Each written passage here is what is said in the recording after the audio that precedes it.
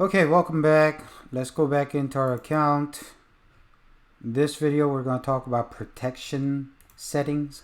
So if you go under protection settings, you'll see I can have always shielded, which means basically anytime shield runs out, that castle is going to reshield itself without any activity.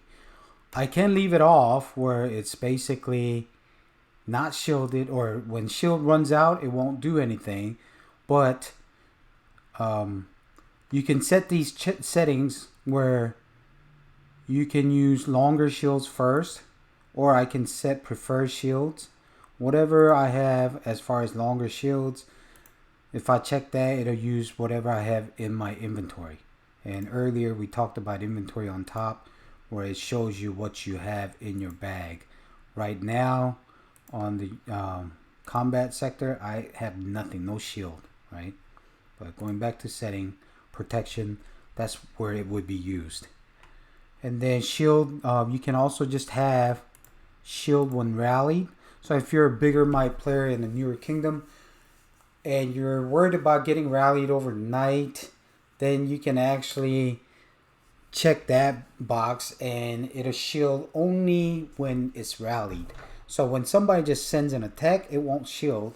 And obviously if you're a bigger might and you can take, single hit all day, that's what it would do. And then you can also have an option just shielding when scouted. And you'll notice a lot of bots either do this or when they get attacked. But bigger boys, they'll shield when it's rallied. But right now, we'll just go ahead and just leave it off. Next thing about anti-scout, always use anti-scout. Redeploy it within 5 minutes before it runs out. Use longer anti-scout first. And then anti-scout when you get scouted. So this is probably a better option, I would think, because as soon as somebody tries to scout, then you put on your anti-scout. And then gathering option, recall gathering troops if attacked. Time to wait before regathering is how many minutes. You don't have to wait 30 minutes. You can probably do about 10 minutes. Or sometimes I'll even just do 1 minute.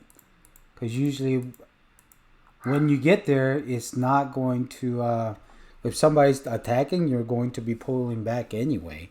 And if you are shielded, it's not going to hurt your troops.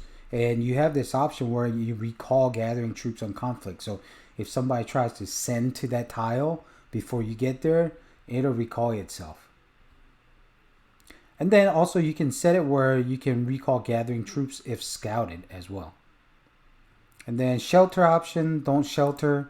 Usually I don't shelter just because if I have bigger might, then I don't want to shelter my hero. I want my leader outside defending, right?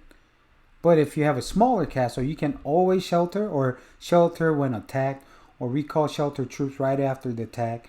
And there's option for don't shelter siege. And then what kind of shelter do you want to put? Just one troop and one hero?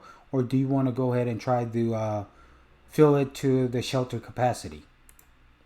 So if you're going to shelter, I would suggest that you shelter your hero with shelter capacity. Or you can make it where shelter under attack and just shelter that. Now if you have always shelter, then it's always going to shelter max capacity, which means these max capacity troops are not going to be gathering. So I usually leave it at shelter when under attack with shelter hero and best troops on smaller mites.